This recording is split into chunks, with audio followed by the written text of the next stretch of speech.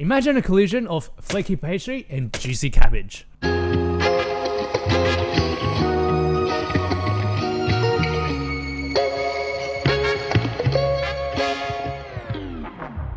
G'day friends, how's it going? Welcome back to Sam's Home Kitchen, where I bring to you budget-friendly recipes with sustainability in mind. Back in February, March, when me and my wife were traveling in Taiwan, there was this one day we're just walking down the downtown area. From a distance, I was smelling this pungent and almost charcoaly kind of pastry flavor coming from a food truck ahead. And I said to my wife, I'm like, hold on a second, I'm just gonna pop over and grab this. It was this thing called hujiaobing, which is pork mince, about 30 to 70% fat and lean ratio, heavily seasoned with black pepper and spring onions, wrapped in this beautiful flaky pastry. So the backstory is I've been craving that.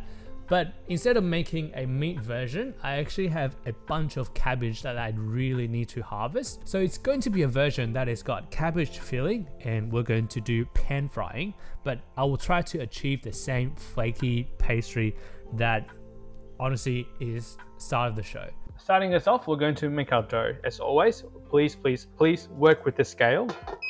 This is way more precise than measuring things by cups and spoons and stuff.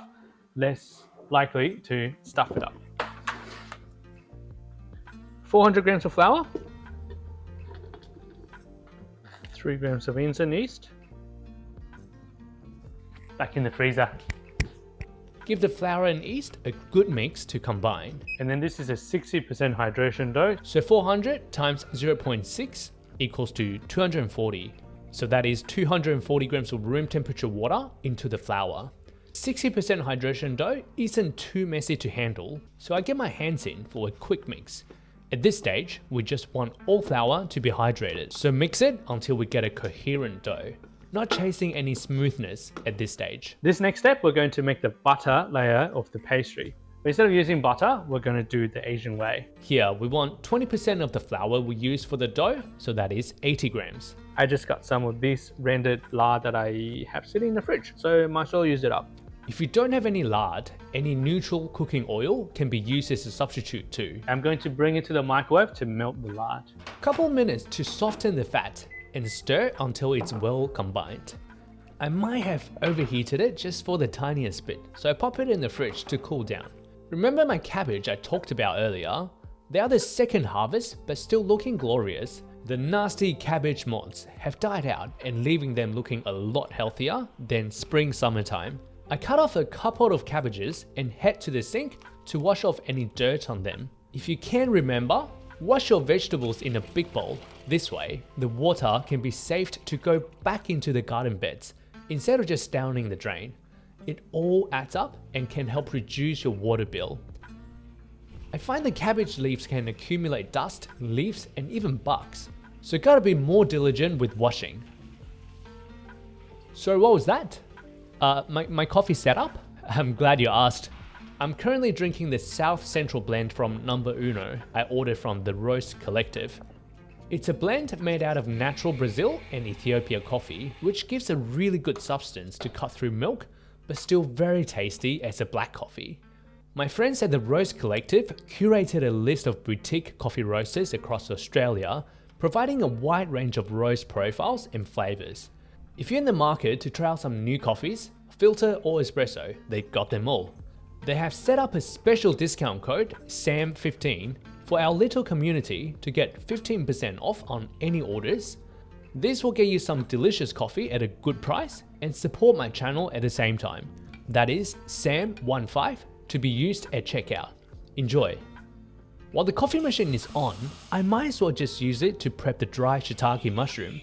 This is totally unnecessary, but you cannot stop me. Just soak it in normal hot water is sufficient. Back to the bench. Our dough should have rested for at least 20 minutes now.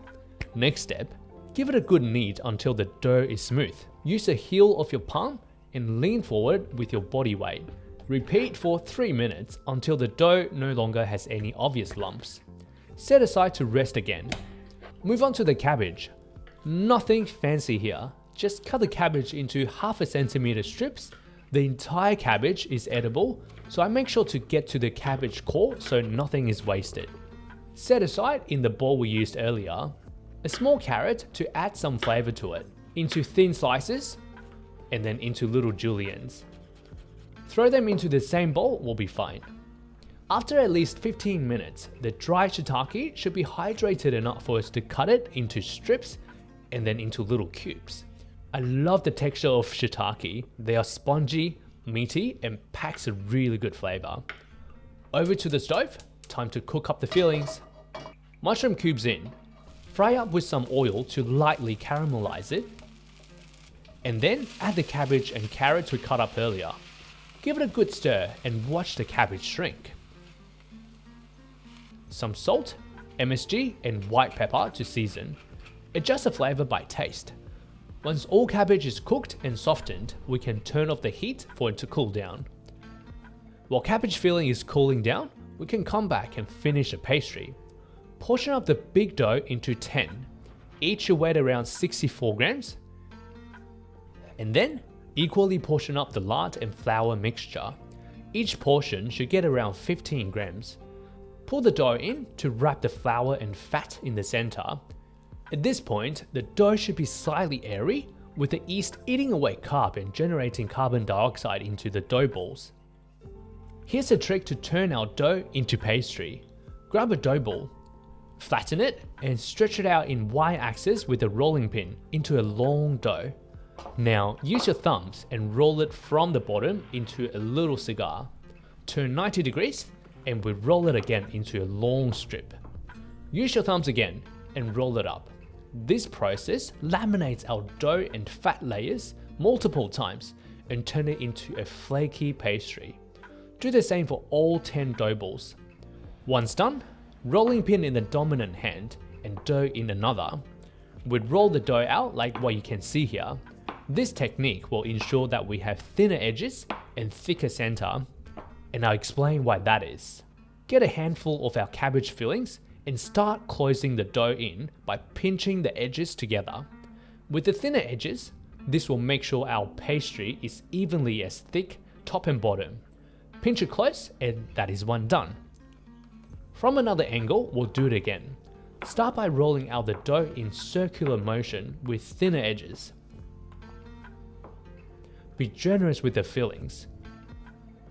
Pinch up the edges of the dough like you're making baozi, but at the end, we're pinching it close and flipping it over.